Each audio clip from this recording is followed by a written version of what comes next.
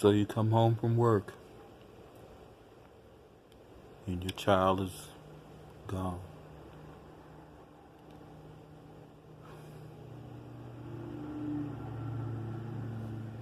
Gone.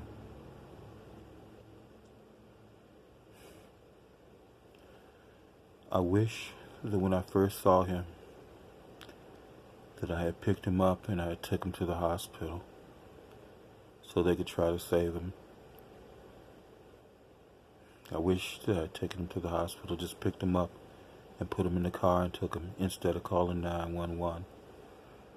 Drove as fast as I could to University of Chicago Hospital in Hyde Park and let them try to resuscitate him, try and save him.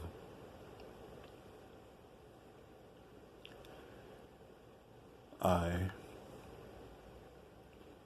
wish that I had taken the day off of work that day and been home,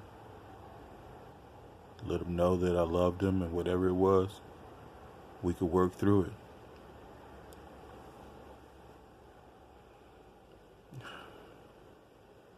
I wish that wherever the gun came from, it wasn't there for him to use or find.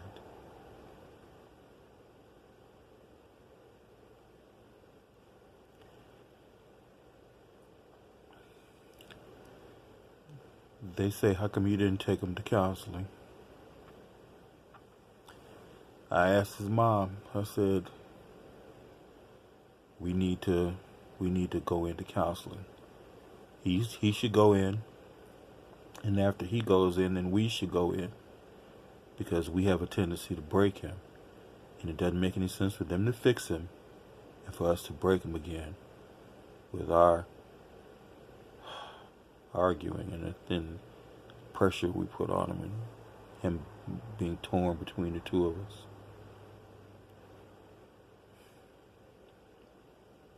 I wish that his mom had came up to visit, spend time with him. I know she loved him, but I don't blame her because he died in my care, on my watch, in my house, on my couch, with my family.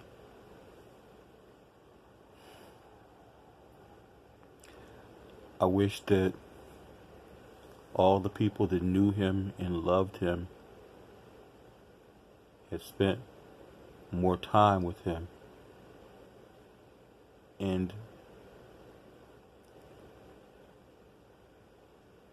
showed that love at the levels they're showing it now when he was here to receive it. I wish that my son could have performed at Shiloh in the church band, so he would stay connected. And I begged them.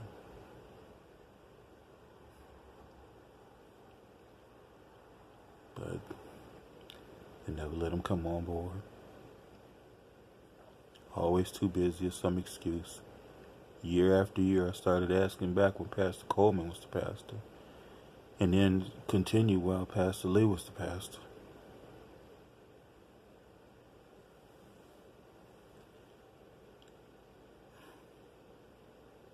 It would have been nice to have him there worshiping and watch him play.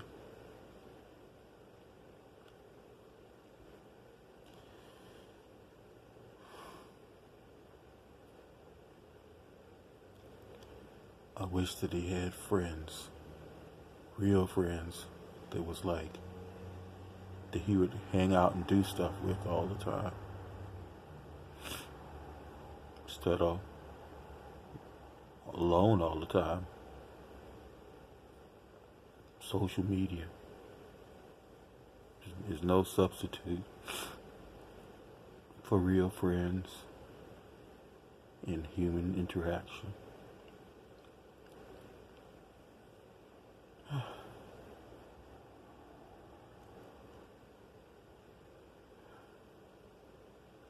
I wish I had been able to protect him from all the things that happened. I wish I'd never sent him to Oakwood College in Huntsville, Alabama.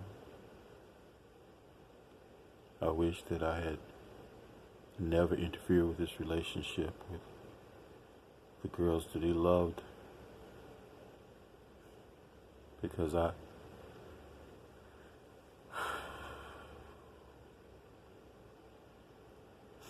didn't approve for whatever the reasons. But little Courtney was she was awesome. And Alyssa was good people too.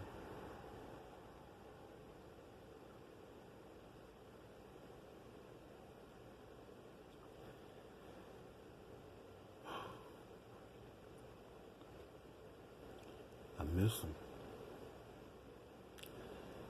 I miss my baby.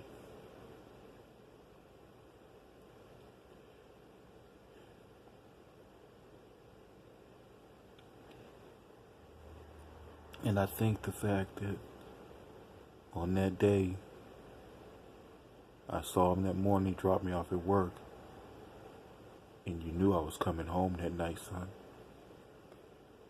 Couldn't you have waited just till Dad got home? Am I that bad a person? Would you rather be dead than with me?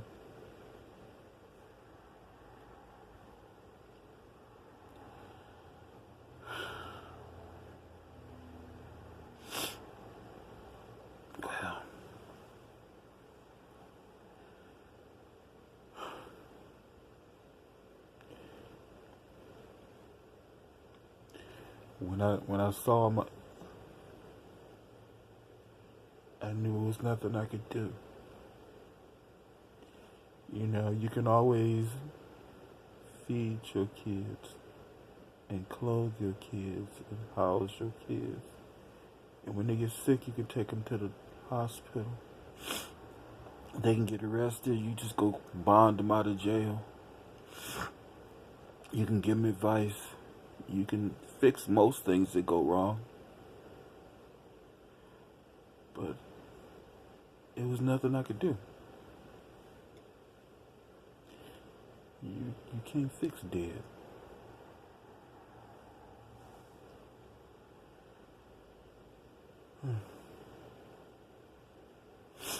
So now it's over with. I'm home. So I want to say thank you to everybody that came to the visitations. I want to say thank you for everybody that came to the funeral. I want to say thank you to everybody that came to the repast. I want to say thank you for all the prayers.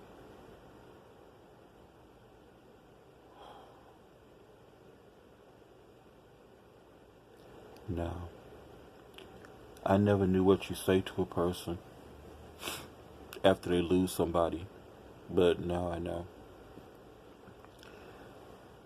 Don't say that he's in a better place. Don't say that. Because honestly, it's no place better than him laughing and joking and having fun and enjoying his life on this side of reality. Don't say he's with God, because he's not with God. He's out in the cemetery. That's where he is. Don't say that. Don't say, at least he's not suffering. He wasn't suffering that bad. He was going through some stuff we all go through, and in time he'd have passed over it and been all right. So don't say that to nobody. That's not comforting at all. None of those things I just said are comforting. Do not quote scriptures. Do not say you know how it feels. Just because you lost somebody doesn't mean you understand the pain that the other person is going through, because their loss is not the same as your loss. The circumstances, the situations is different. So no, you don't understand. So don't say that. Don't say God don't make mistakes. Don't say that. That's not comforting either. In no means or fashion is that comforting. So don't tell nobody that. Ever. It's not comforting. You tell a person this: I love you and I'm here. And if you need anything, I got you. And when you tell that person that, then mean it and do it. Whatever it is, as long as it's not crazy, you do that. And that's what they need right then and there in that moment.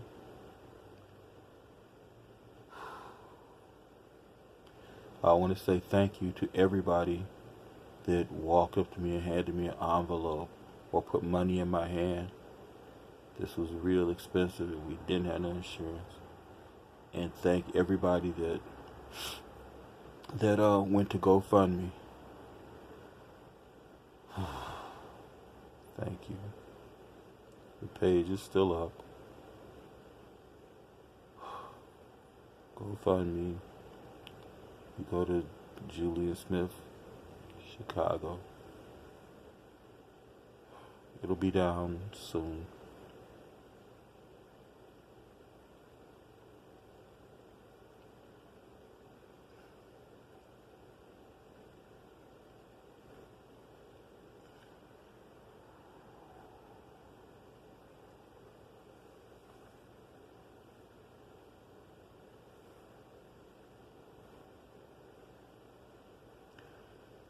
So, the service is over. It's just me. The house is empty. It's just me.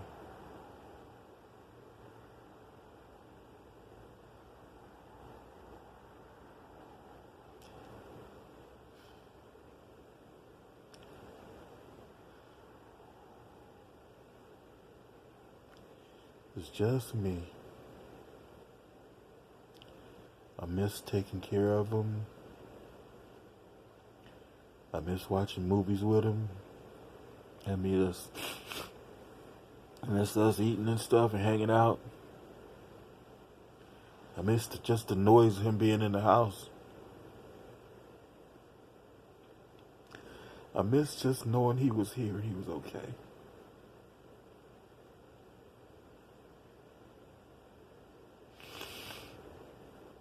I miss my child. I miss my child.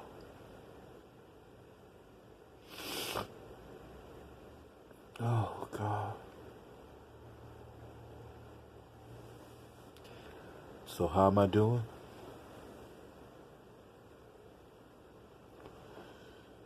I'm here. I'm here. Oh, thank you, Dorothy Boyd, for getting me through all of this. And thank you, Paula, for being there too. Thank you. And Pastor Lee, thank you in the end. And thank you to my brother Warren and Lamaja, his son, for all the things you guys said and did at the funeral. And my sister, Brenda, and Keisha. And Coach Tony, it's good to see you, man. It's good to see you. I'm glad you came. So, I haven't posted a video since he passed.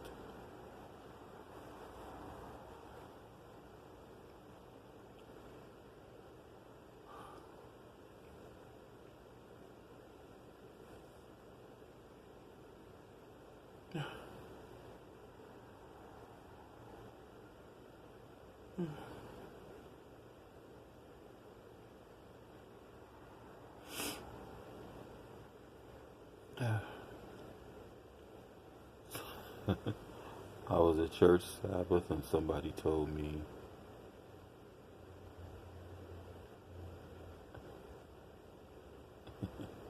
I won't even say what they said. I'll leave it alone.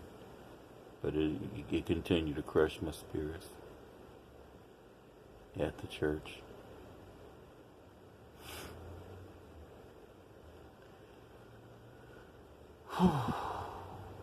Watch your children, love your children, enjoy your children. Get their passwords off all of their equipment, their computers, their phones, and stuff like that. Go through their messages, see where the hell they at, what they doing, who they hanging with. Stop giving them gym shoes and game systems and phones and all of that stuff, and give them love, give them strength, give them self-esteem, give them confidence, give them independence. Teach them how to love themselves no matter what anybody says and or thinks about them. That's way more valuable than Jordans and phones and tech and clothes and all the stuff that we kill ourselves giving our kids. My son had everything. Everything. And if you know my son, you know it. Thousands of dollars worth of musical equipment, and bought him 3 cars. He had every damn game system that they make up until he got too old to do that. He had $400 shoes on his feet when he left here. None of that stuff means anything. So stop doing it. Stop doing it. If you really, really love your child, you give them the one thing they need and want more than anything else in the world. That's love and you. Yeah, you. That's my advice. Because all that other stuff, it doesn't mean anything. It really doesn't.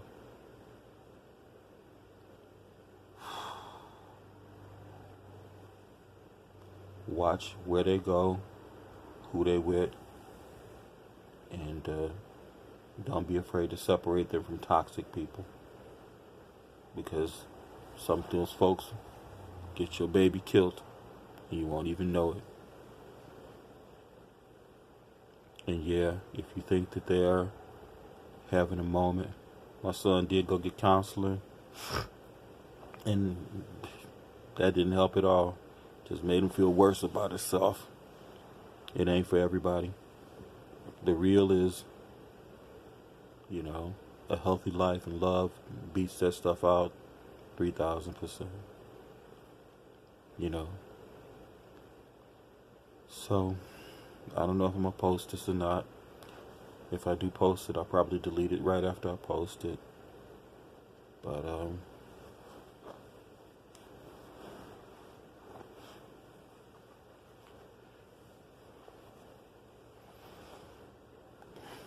keep me in your prayers.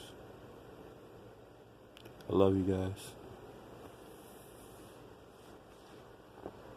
I love you guys. That's my baby.